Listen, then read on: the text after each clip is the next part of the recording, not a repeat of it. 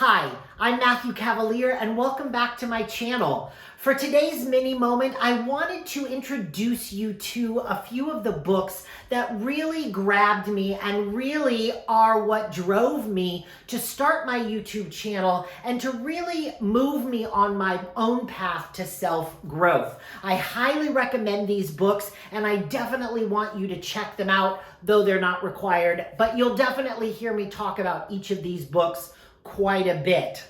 But before we get started, please do click that subscribe button and click that little bell so that you get notifications anytime a new video is released. And please do click that like button. It really does help my channel.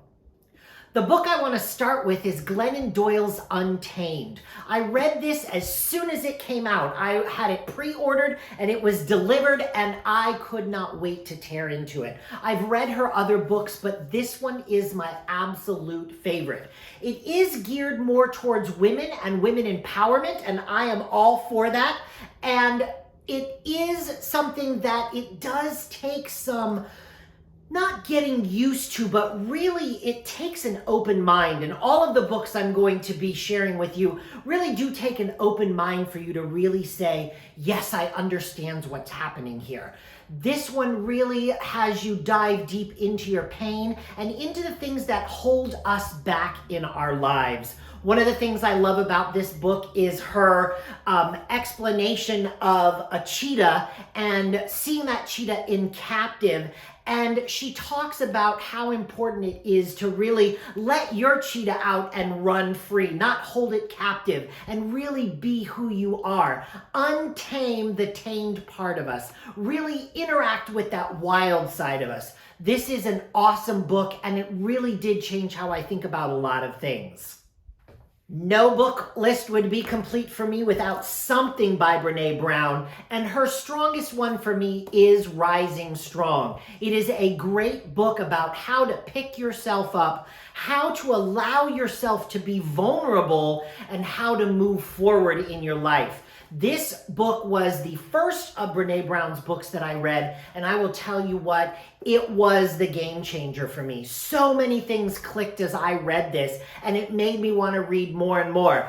I haven't missed a Brené Brown book, and I haven't missed any of her podcasts. I haven't missed any of her TED Talks. I highly recommend this book. She is my diva. She is the one that I turn to, and it really does sometimes come with, what would Brené do? What would Brené tell me to do? And a lot of the times it's, quit the whining, be vulnerable, open yourself up, and tackle what is giving the problem. This is an awesome book, Rising Strong by Brené Brown. And don't worry, all of these are going to have links in the bio below so that you can get your own copy. I do try to utilize an independent bookstore as opposed to Amazon. I know Amazon is the cheapest, but I do like to support those local independent bookstores.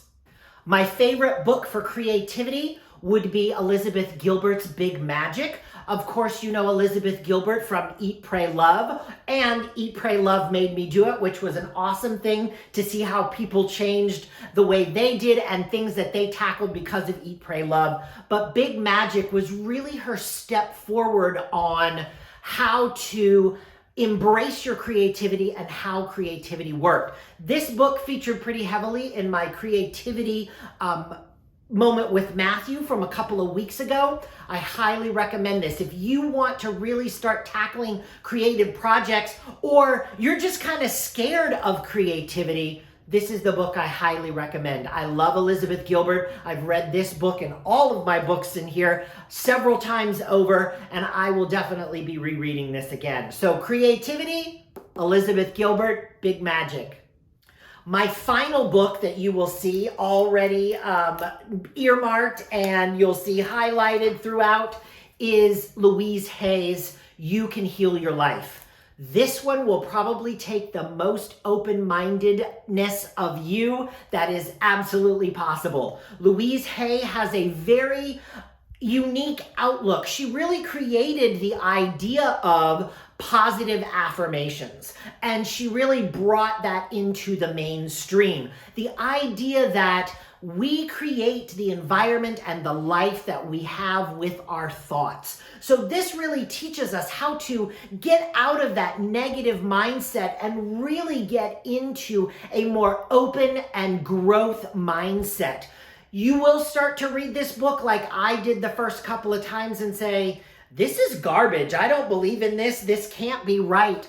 But if you really open your mind and give her a chance, you will see this really does make a difference. And when I'm really struggling, I will go back to this book. One of the things I love is she goes over different body parts and how they function and why she feels they're functioning, and gives you some great affirmations on how to deal with getting over that pain, that sickness, that dis-ease that she talks about. This one has been one of my favorite and most read. There are newer versions of this, but I picked up one of the original from 1980s when it first came out. Highly recommend this book. Highly recommend all of those books. So please do check them out. Click in the links below and you will be helping out a local indie bookstore near you. That is also an awesome thing to do. Please do click the subscribe button and the bell so that you know when our next video is released.